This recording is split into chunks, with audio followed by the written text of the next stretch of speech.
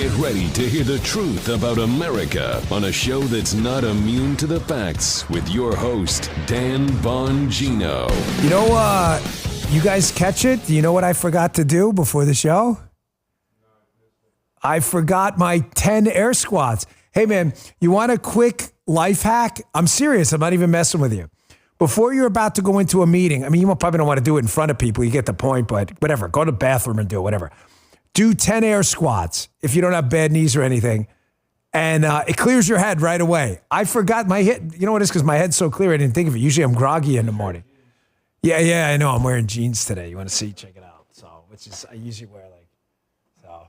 I got the white shirt on again because I'm going out with Paula tonight. And she likes the white shirt. So if you like the white shirt in the chat, let us know. If you want to vote it down, we'll throw it in the dustbin for the next 2 weeks while we're with each other.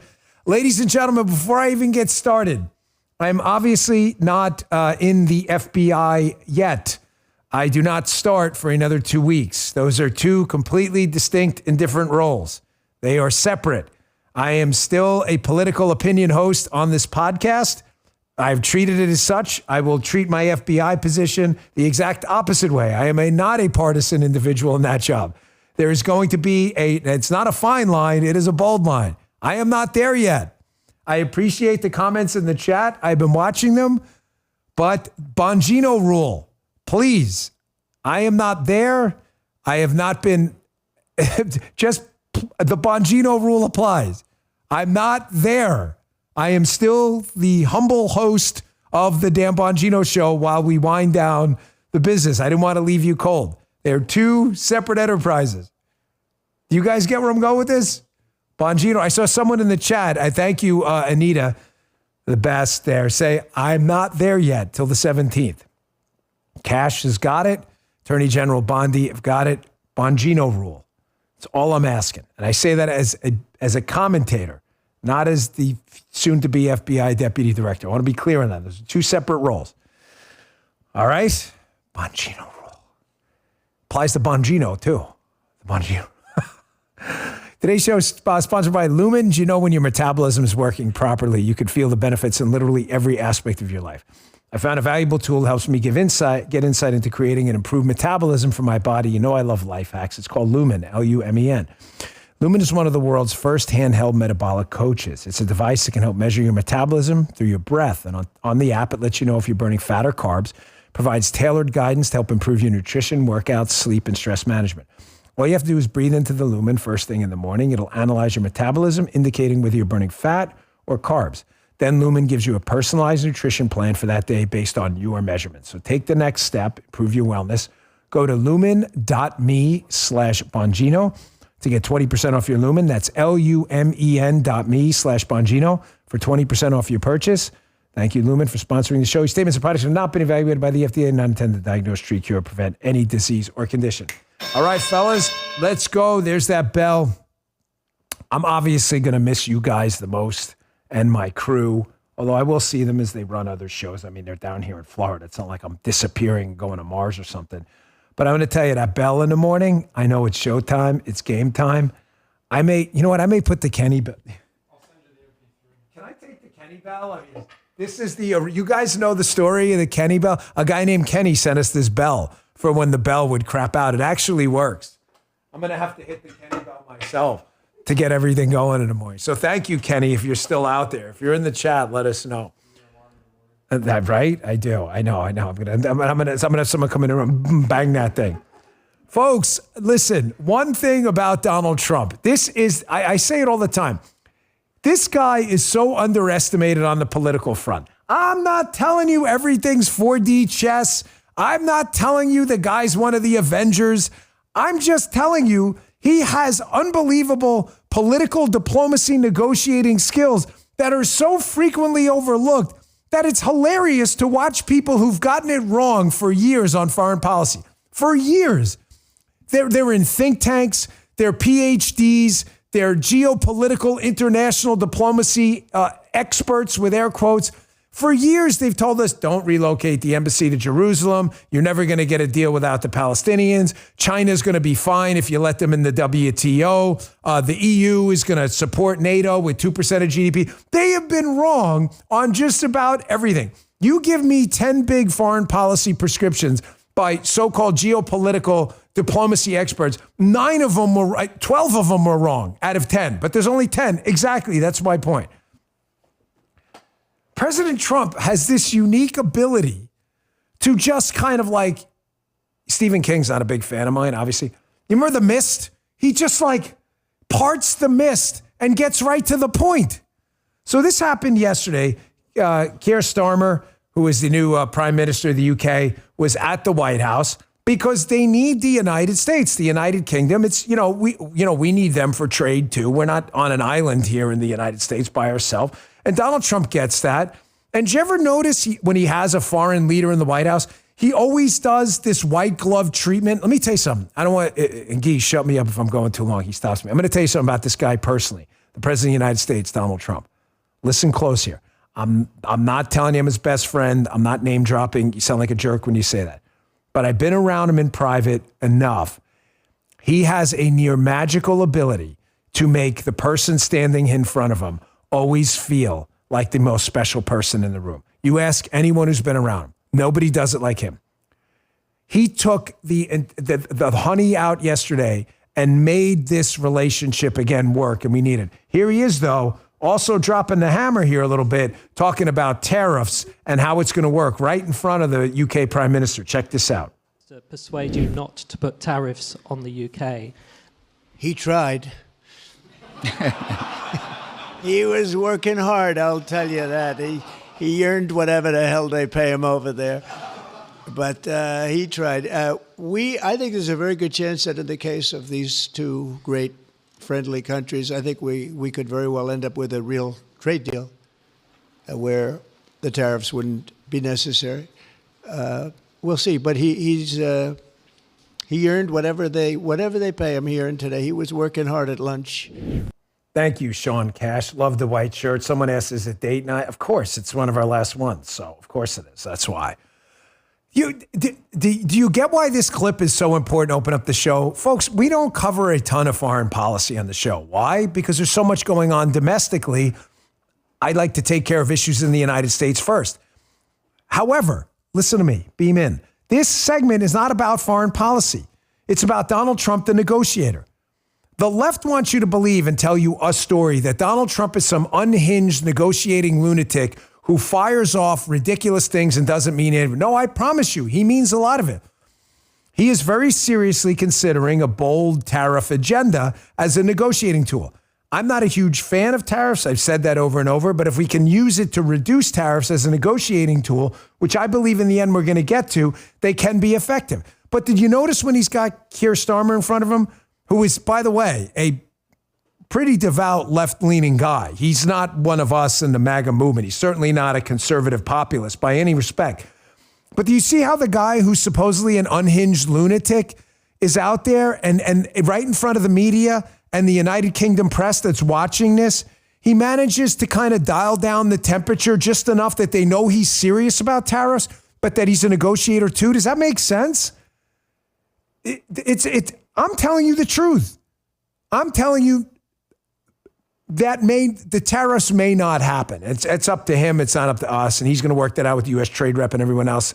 Howard Lutnick over at Commerce, Bessent over at Treasury. But don't fall in this leftist trap where you get caught every single time falling for every Truth Social post as if he isn't using it as a tactical negotiating tactic. I'm going to leave that part there.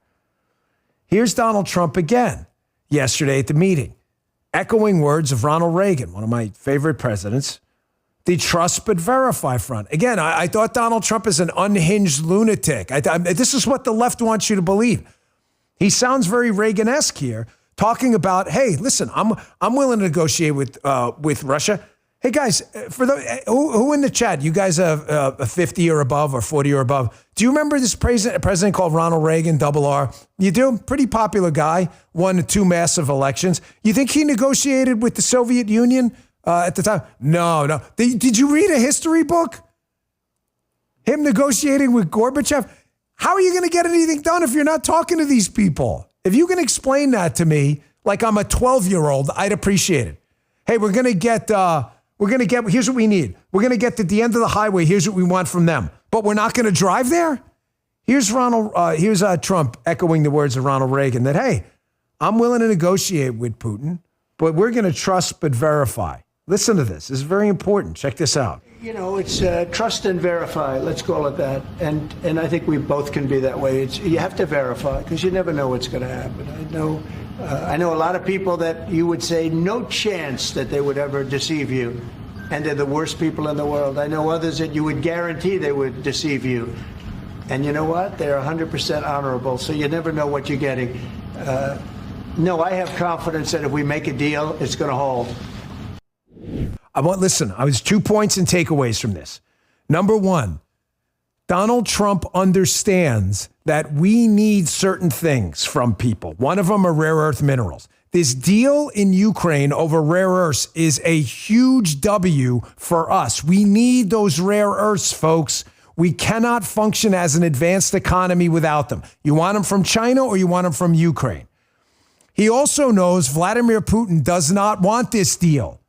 Why does Vladimir Putin, folks in the chat, not want us to do a business deal with Ukraine? I told you this yesterday because some of these mines are in areas that Russia would like to get their hands on. They're going to have a really hard time taking these areas if we have an interest in the economic production of rare earths, because I can guarantee you Donald Trump is going to defend that. Do you get where I'm going with this? I have never seen a human being more underestimated in my life for his political skills than President Trump, ever. And I get it. You had lefties out there, folks in the swampy right that don't like Donald Trump. Oh, look at Dan Bongino. No, President Trump and I have disagreed on a lot of issues. Some on the show, he's not the type of guy who, when you disagree with him, you're out of his inner circle. Obviously, he's the one who selected me as the deputy director of the FBI. You don't have to agree with the guy on everything. I just ask that you go into it with a clear head. And don't take the other approach either. Oh, this guy's crazy. How crazy is he? How crazy is a deal where we say, Ukraine, you got something we need, rare earths. We have something you need, weapons. Russia does not like this deal. We don't like that Russia's keeping this war ongoing. I've got a bargaining chip against Putin, this rare earth deal in Ukraine, and I'm going to use it. And then I'm going to go to Putin, and Putin may say, well, you got a deal with Ukraine? Well, we have rare earths too. Maybe we can do a deal with you. Good trade, ladies and gentlemen, makes good partners. It's really hard to go enter into World War III with a country you have a significant economic interest in. It's one of the reasons China, by the way, I'm not telling you we're not going to, I hope we don't, but it's one of the reasons China is going to have to think twice about starting a conflict with us. They have trillions of dollars of U.S. assets that would collapse if they start World War III. I'm not telling you it's going to stop them. I'm telling you it's going to make them think twice. Trump is smarter than most of his critics. That's the irony of this whole thing. But they're not going to get stepped on either. So I gave you a little bit of the honey up front, where he does this thing where he dials the temperature down in front of people. He lets the United Kingdom press see we're not the enemy, but we're serious about our negotiations. Brilliant. Little bit of this, little bit of that. You remember the old tune from the night? Little bit of this, little bit of... That's what he does, and he does better than anyone. Here's J.D. Vance, our vice president, who's letting Keir Starmer from the United Kingdom know that their ongoing attacks on free speech, which are serious, folks, people showing up about online posts, that's not going to be accepted either. And Vice President Vance, and I'm sure President Trump knew exactly where Vice President Vance was going to go with this. They made sure to get this in front of an international audience, that's not acceptable either. They are not going to be stepped on either. Check this out. We do have, of course, a special relationship with our friends in the UK and also with some of our European allies.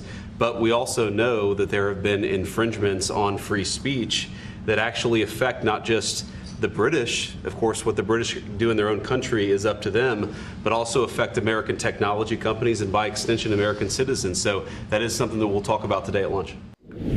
That was not an accident. You see how Vice President Vance does it too? He starts with the honey. Hey, I know we have a special relationship. I get that. But we need to talk about this free speech item, which is a really, really big deal. Producer Jim, where was free speech in the Bill of Rights? Was it like the 6th or 7th? I'm confused. I always forget. Producer Jim says the first one. It's the first one. It's almost like the founding fathers. It's almost like they thought about that first. Good job, Producer Jim. I'm glad you had the copy of the Constitution on your desk. The first one. You don't have that, ladies and gentlemen. You don't have anything. And while I'm still in the last few weeks of the show, we have a couple weeks left with you here, while I'm still in my political opinion business role, I would be remiss if I did not cover the endless litany of winning that keeps coming out of this White House. And my gosh, I don't know about you, but I'm enjoying every minute of it. Breaking yesterday from Nick Sorter on Twitter, President Trump and Secretary Rubio secured the extradition of 29 top cartel leaders from Mexico to the United States for prosecution. Now, this means a lot to me, folks. Rafael Caro Quintero, who murdered a DEA agent, was just flown into New York and handed over. Producer Jim told me that was the Kiki Camarena case, which I encourage you to look up. It's a very disturbing story, a horrifying story, what happened. But if you toy with our agents or our military, you're going to find out the hard way that we will never stop until we get you. President Trump is as serious as a heart attack over this. And this goes to show you again that all of the people out there, here, play that on VO so we can all kind of celebrate this wonderful moment together. Here are some of the worst people in the world, video of them being brought to the United States, where we know now, regardless of a change in power or anything, that these people are not going to make it out of prison. I don't mean make it out of prison like they're going to be dead. I mean, they will be locked up and not free to commit to their criminal enterprises again. This is folks, the guy's only been in office. What are we at 6 weeks now? It almost feels like dog years. And I mean that as a compliment. Does it not? Guys, it feels like he's been in office 5-6 years at this point. Do you even have, by the way, one quick thing before I take a break. Have you ever seen a former president fall off the map as quickly as Joe Biden? Have you heard a word from this guy? I mean, I get they do the former president thing, but it's almost like the presidency never happened. Yeah, he said, I wish, Justin. Folks, Trump is about results. This is what he wants. He doesn't want talk. He wants do. He's telling Mexico, this is what has to get done. Do it or this is going to happen. He's not kidding. Don't mistake maximalist rhetoric. I hate the line, and you should too. Take Trump seriously, but not literally. No, I promise, take him literally sometimes, or you are going to get your negotiating caboose kicked. There are times he is literally serious. When he says tariffs, he means it. It's not an effective negotiating tool if you don't mean it. Quick break, and we're going to get back to, the Alinsky principle here that they're using to just go after Elon Musk because they are so afraid of just turning over this rock and looking at what government's been doing with your money. The Alinsky principle. I'm going to show it to you because once you see it, you can never unsee it. And you'll see how it's in effect now. The left this is the hill they're going to die on. They know this Elon effort to clean up government can't continue. Hey, if you're a gun owner who thinks the battle's over because Donald Trump won, think again. The threats haven't disappeared. They merely evolved. To help defend yourself and your loved ones in today's world, you should stay informed about the latest strategies. That's where the USCCA's free expert-led in-person training classes come in. Simply visit uscca.com/class to sign up for a class near you. I love classes all the time. You got to keep your education going on and your training. With over 50 options to choose from, you'll find the perfect fit. Some of their most popular classes include Should I Shoot? When you can use force, where you can learn what is justified to protect yourself, your family, and your home, and defense shooting fundamentals, and women's situational awareness and personal safety. As a responsible gun owner, you owe it to yourself and your family to receive training from some of the best in the country. Don't let your firearm become a liability instead of an asset. And listen, the expert instructors at the USCCA are second to none. So don't hesitate. Go to uscca.com/class right now. Register for a free training class in your area. Empower yourself, prepare for the worst, and pray for the best. Sign up today at uscca.com/class. Oh, man, I'm telling you, sorry, guys, but every show, I keep saying this bittersweet thing, and if I'm overusing it, just say shut up and get back to the content, but I'm really going to miss you guys a lot. This is, I so enjoy doing this, and every single day, every second now, I watch that clock tick down. Every second, it's a pleasure to be here with you. You guys and ladies have been so supportive of us, so I'm sorry. I'm just going to say it as often as I can because I really do love you guys. So, the Saul Alinsky rule, number 13. Listen, this was a leftist organizer, Saul Alinsky, but that doesn't make the rules he propagated wrong just because we disagreed with his politics. This is an effective target to really propagate a story rather than a story. I hate to say it, but to hurt someone. I don't mean physically, but narrative-wise, to damage and destroy someone. Rule 13, pick the target, freeze it, personalize it, and polarize it. Cut off the support network, isolate the target from sympathy, go after people and not institutions. People hurt faster than institutions. Now, I'm going to play an interesting game here with you. It's not meant to mess around with your brain, but about 80% of the Democrat Party is still scattershot and hasn't focused on a message. There's about 20% of them, lawmakers, lobbyists, opinion makers, hosts, who have decided to focus on Elon Musk and the Doge because they realize that the left-wing governing model of big government will fall apart if people realize what's actually happening with their taxpayer dollars. So I had to write this down at the end. I took a bunch of notes on today's sheet. So I always tell you that media people and our ideological opponents out there, they're playing this narrative game where they want to tell you a story rather than the story. But here's the kicker. You can always tell it's a story rather than the story when a story is different from a story they told you just before Donald Trump got in office. So before Donald Trump got in office, we were told by the left that immigrants are fantastic. Illegal, legal, open borders are great. They may not have said it directly, but that's what they were thinking. Anyone in the chat disagree? Immigration is a wonderful thing. Legal, illegal, doesn't matter. Sanctuary cities even protect criminal illegals, which is insane. So this is a strange line of attack from Democrat Rep. Marcy Kaptur. So now Elon Musk, because he's an immigrant, is a bad guy? I'm a little confused. So now immigrants are bad? My wife Paula's an immigrant because she's confused too. We're trying to figure this out. Like, this is how you know a story from the story. You doubt me? Here, check this out yourself. Mr. Musk has just been here 22 years, and he's a citizen of 3 countries. I always ask myself the question, with the damage he's doing here, when push comes to shove, which country is he loyalty to? South Africa? Canada? Or the United States? And he's only been a citizen, I'll say again, 22 years. I'm not messing around with you folks when I say this. I don't understand what you're saying here. I thought your line of attack a few weeks ago was that immigrants were fantastic, legal, illegal, Venezuelan gang members you were protecting. Now, Justin just said it. He's like, Dan, you missed it. It's successful immigrants with multi-billion-dollar, almost trillion-dollar enterprises. Those are the best. What? Do I have this right? We got a few more for you. You're going to see throughout the show, okay? So new stories for today, new narratives. I guess immigrants are bad. Fascinating. I never knew that. Government shutdowns are good again. Really? Oh. And then the last one is Elon supports apartheid.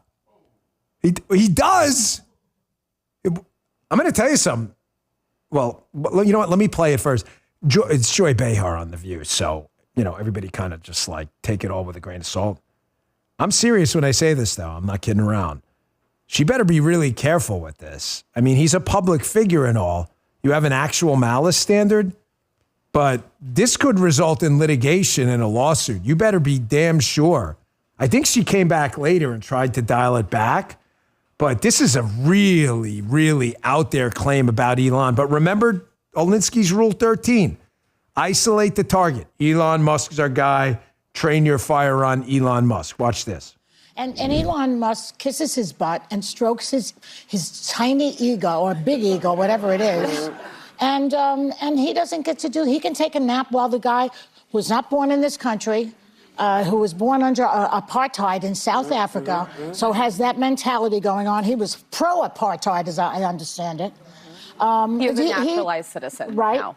He's a naturalized citizen. Now he's a naturalized citizen. Oh, really? How did he do that? Did he come over the border legally? He had an H-1B visa, I believe. He flew in. Yeah, he allegedly overstayed that visa. Yeah, but I think this is just perfectly wonderful for Trump. He can take a nap and let this foreign agent, an enemy of the United States, do his job. Once in a while, Guy just, don't be suing me, okay? Oh, okay, look, see, she's already worried about it. Guy just nailed it. Guy said, Dan, if you are in the legal profession and you really want to make money, like you are a hustler and an entrepreneur, Guy said, what do you think the best job is? And I was confused. I'm like, where's he going with this? He's like, The View. He goes, can you imagine the billable hours over there?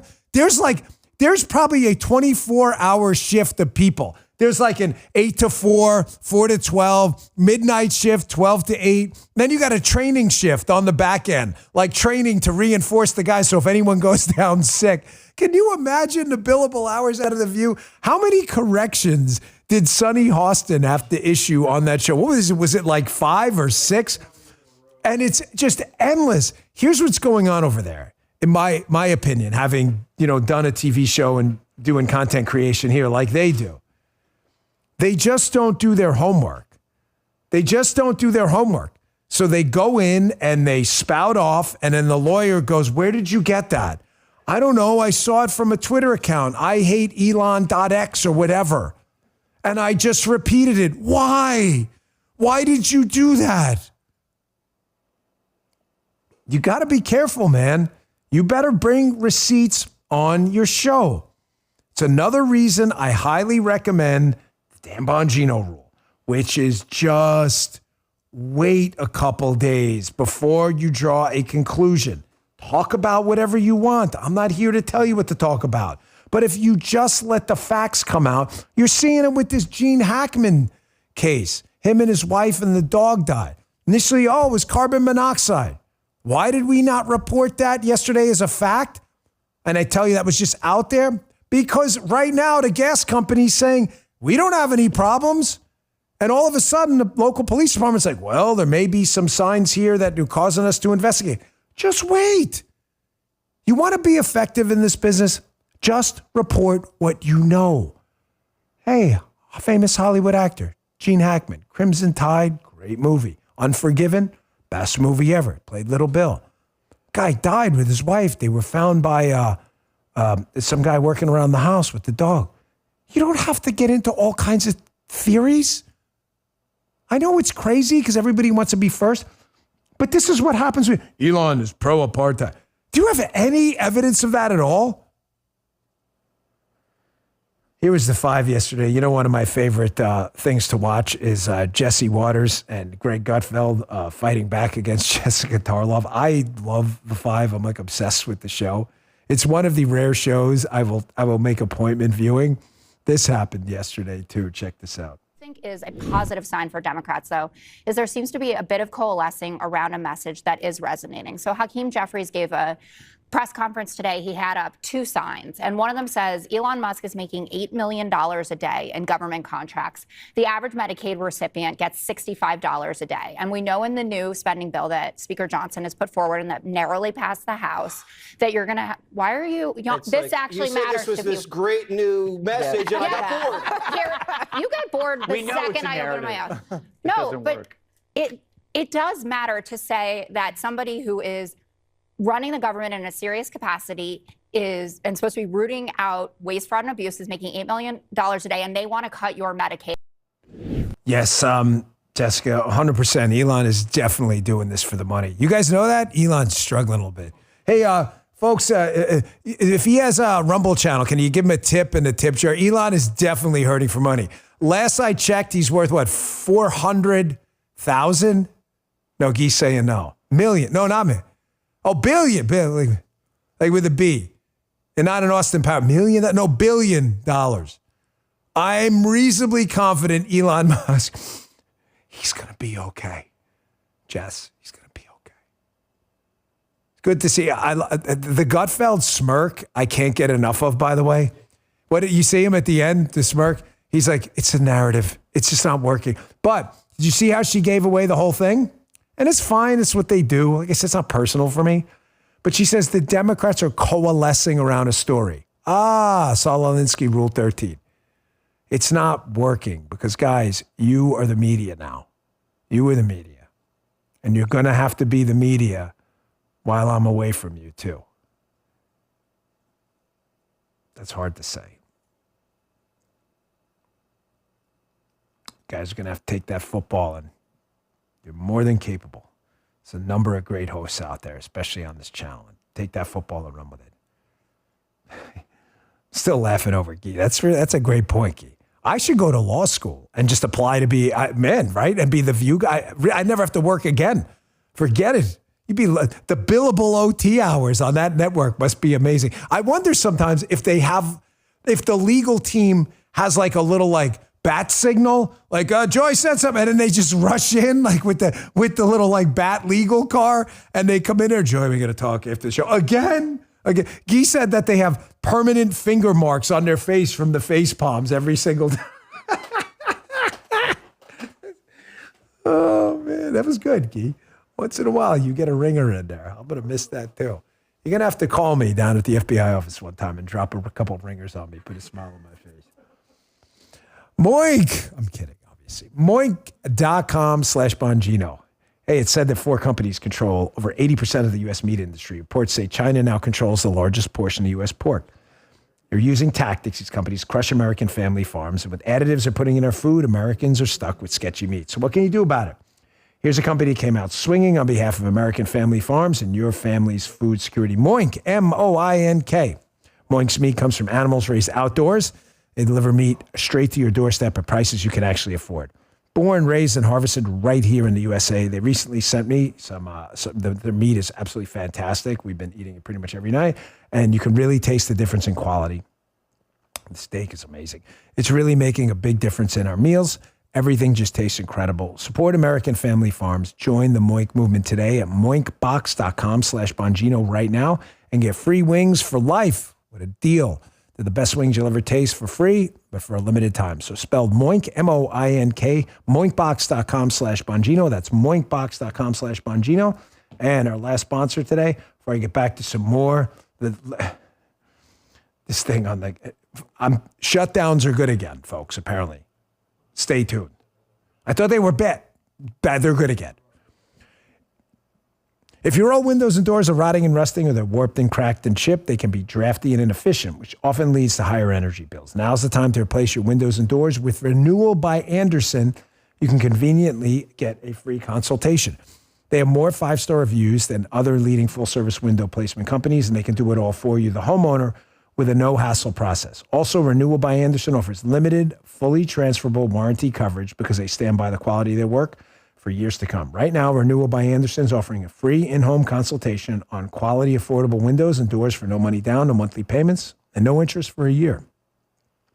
That's Bongino. Text Bongino to 200-300-200-300 for a free consultation to save $379 off every window and $779 off every door. The savings won't last long. So text Bongino, my last name, Bongino, 200-300. That's Bongino to 200-300. Texting privacy policy and terms and conditions posted at textplan.us. Texting enrolls for recurring automated text marketing messages. Messages and data rates apply. Reply stop to opt out. Thank you, Renewal by Andersen. We appreciate it. Okay, back to the show. Folks, here's the hysteria again. They cannot have this Doge looking at inefficiencies throughout the government. This is going to be one of the things that's on my mind, has been on my mind for a long time. There is absolutely no reason for the government to be operating on systems that were a big thing with the Commodore 64 in the 70s and 80s, okay? Politico, Doge is now dramatically raising the potential for a government shutdown. This is fascinating. Now the Democrats are using shutdowns as a leverage tool. We were told forever that a government shutdown was a disaster. People were going to die.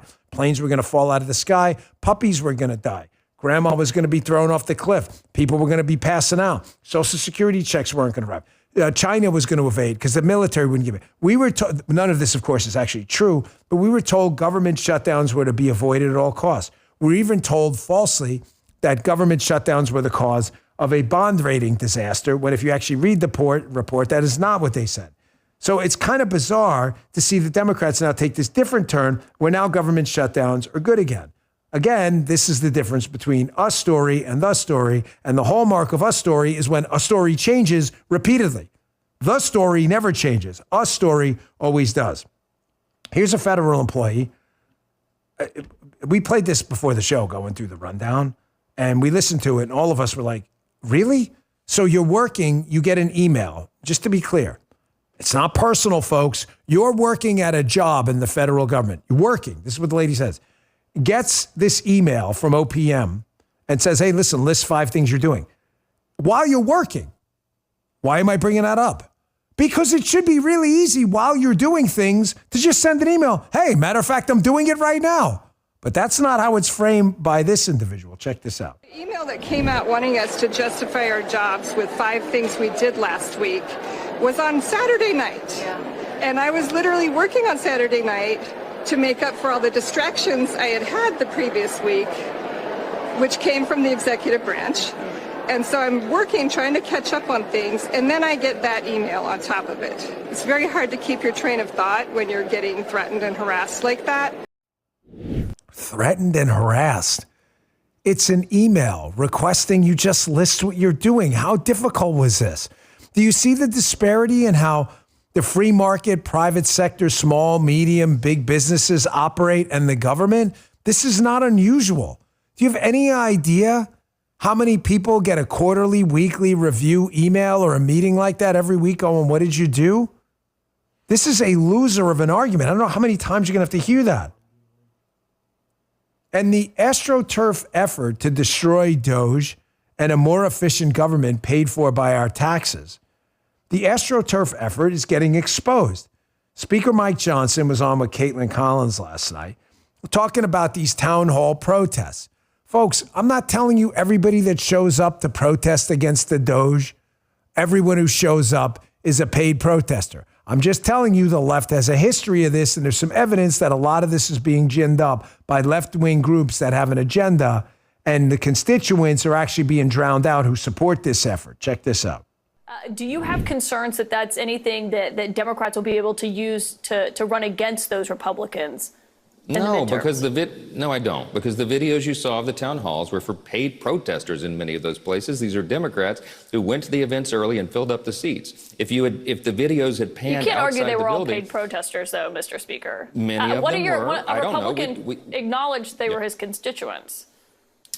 One Republican acknowledged they were his constituents. That's fantastic. Okay, but they had Democrats come and fill the seats early, all right? This is an old playbook that they pulled out and ran, and it made it look like that what is happening in Washington is unpopular. But I'm going to tell you, Caitlin, the American people are behind what's happening. The Doge efforts is polling over 80% right now. They want us to find efficiencies in the federal government. They want the government to be smaller and leaner and more accountable to the taxpayers. And that's what these efforts are all about. That's what the Republican Party is about. That's what our commitment is to do, to make government work better for the people. This is a restoration of common sense above everything else.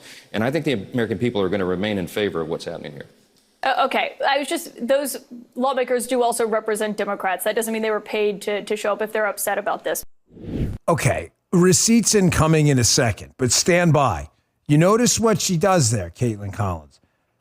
Speaker Johnson says there are paid protesters. She then changes the argument to what? Did you catch it? I'll get it in the chat. She says, well, they're not all paid. That's not what he said.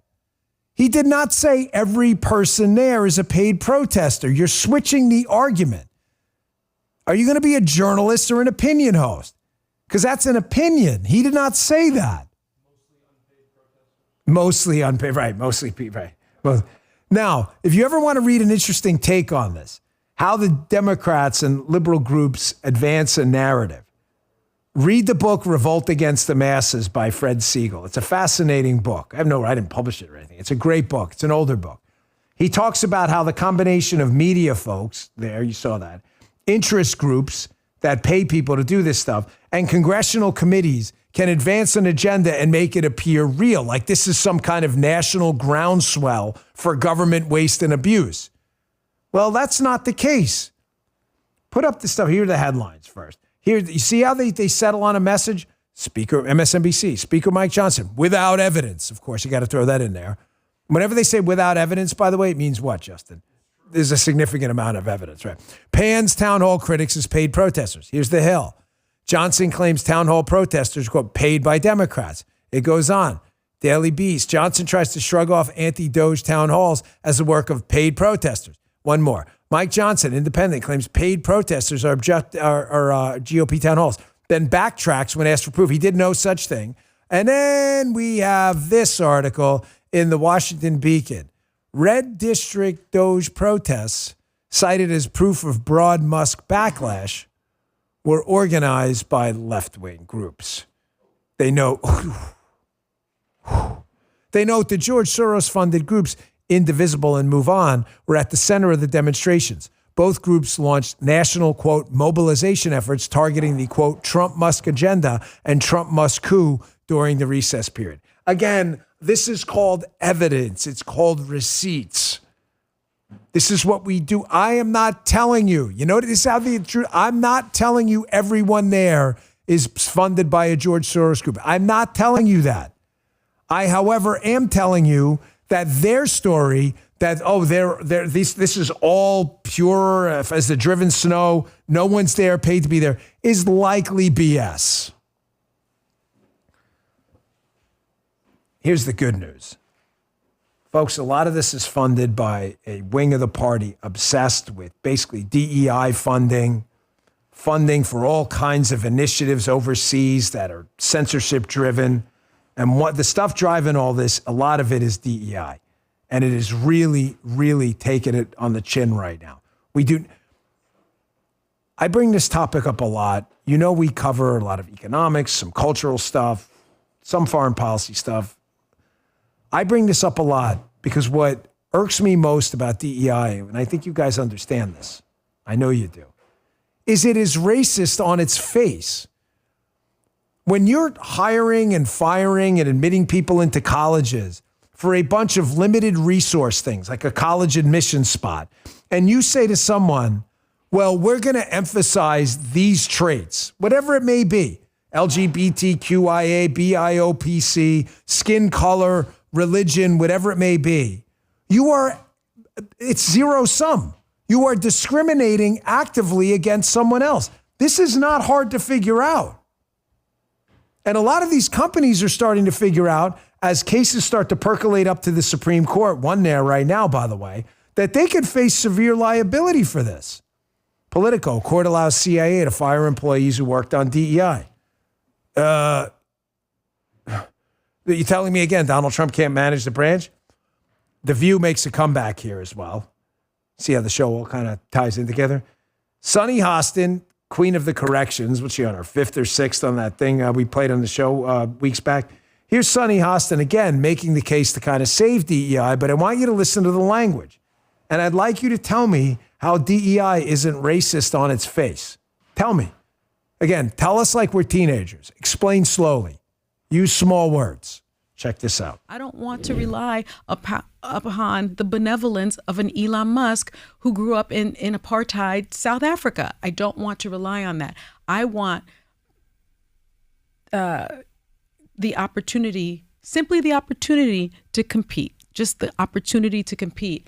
And that's what diversity, equity, and inclusion programs are. And by the way, studies show that those companies that embrace diversity, equity, inclusion do better. They make more money. People are happier there. They're reflective of the country.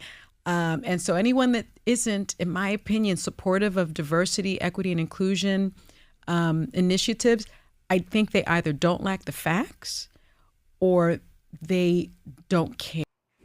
Okay, I strongly encourage you to actually read up on that.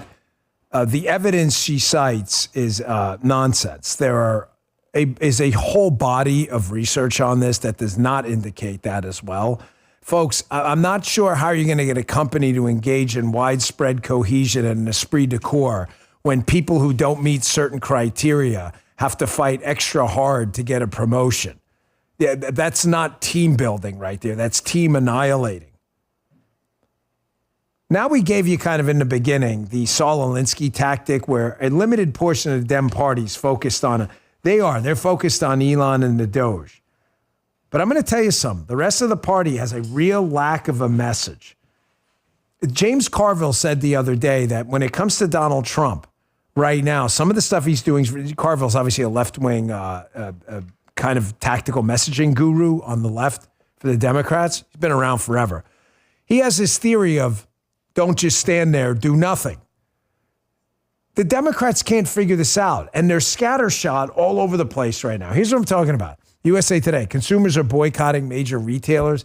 A blackout February 28th, which last time I checked was today. Folks, is this going to be as effective as the Chick-fil-A boycott? Do you remember that? Do anyone in the chat remember the infamous left-wing Chick-fil-A boycott? What is it, about 10, 15 years ago?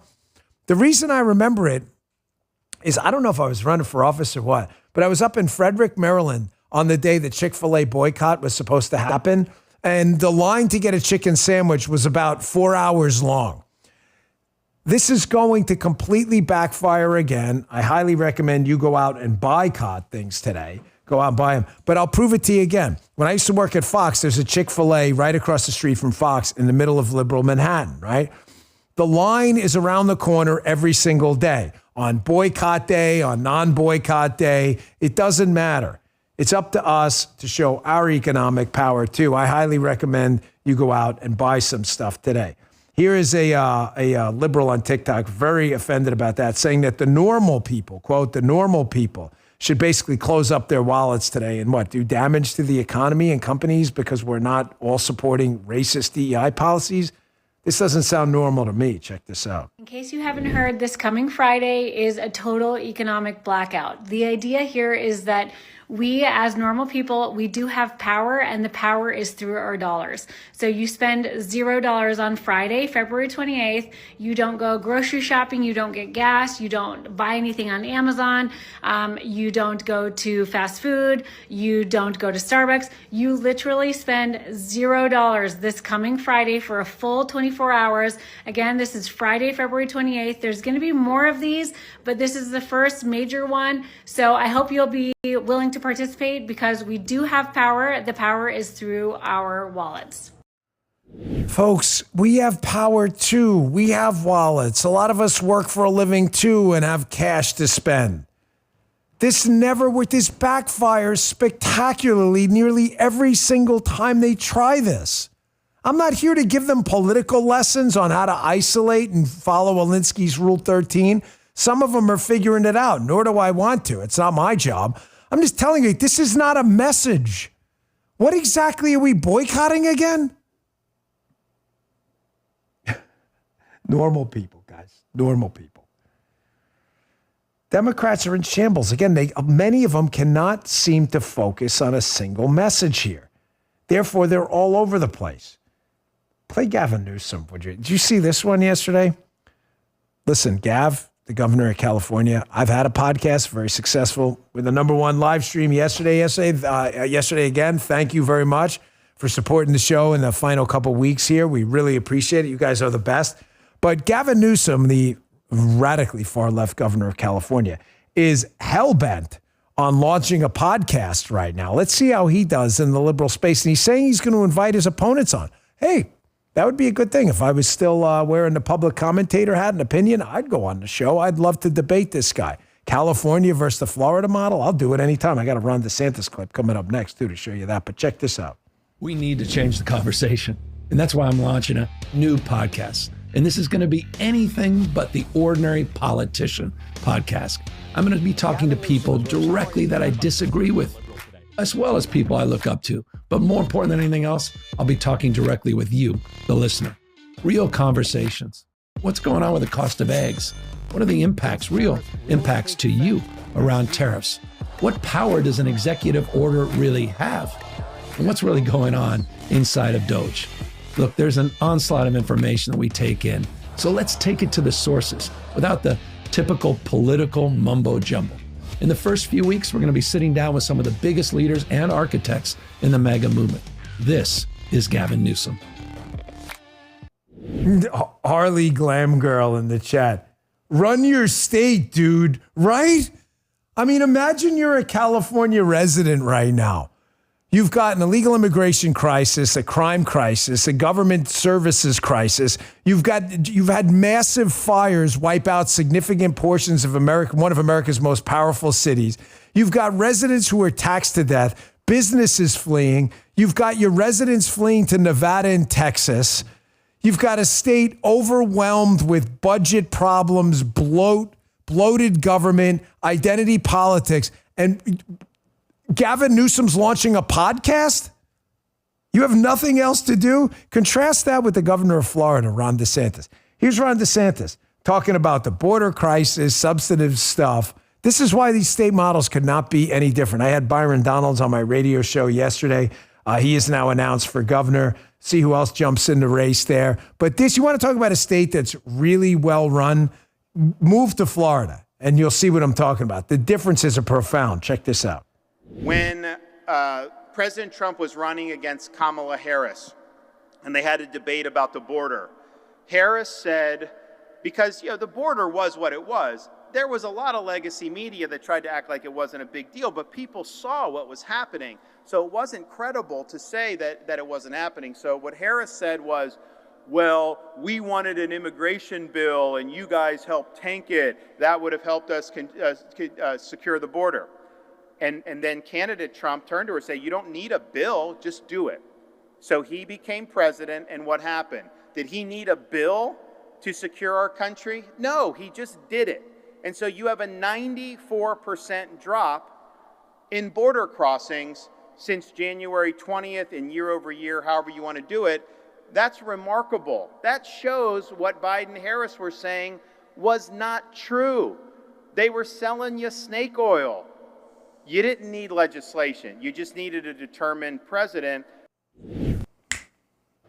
Why are we playing that clip? Any idea? Fire it up in the chat. Any idea?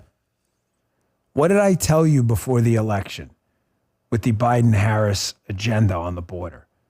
The Immigration Nationality Act gave President Biden all the powers he needed at the time to exclude any class of aliens for any reason for as much time as he needed. All you had to do was look at it. We put it on the screen 1,000 times. He was acting like it didn't exist. So what happens? Donald Trump swears in January, becomes president, says, hey, I used the INA before. Let's use it again. And look what happens. The border we were told can't be fixed is fixed like overnight, just like we told you. Not going to steer you wrong. Folks, thanks again for tuning in. I really appreciate it. We have about 10 shows left with you over the course of the next 2 weeks. Hoping to get in the studio next week. It is done. The guys are training on the new equipment. I just want you to see it. Put a lot of work into it. Avita and Haley Karania will be working their shows from there. You can always check out rumble.com/Avita to watch Avita's show. Haley will have that URL on Rumble up for you. Stat, she's going to be the new 6 p.m. show, so we really appreciate your support there. Follow her on X, Haley. She's like 5x her following, I think, since the Bongino crew got behind her. So we really appreciate it. I'll see you on the radio show here a little bit, and back here on Monday at 11 a.m. See you then. You just heard the Dan Bongino Show.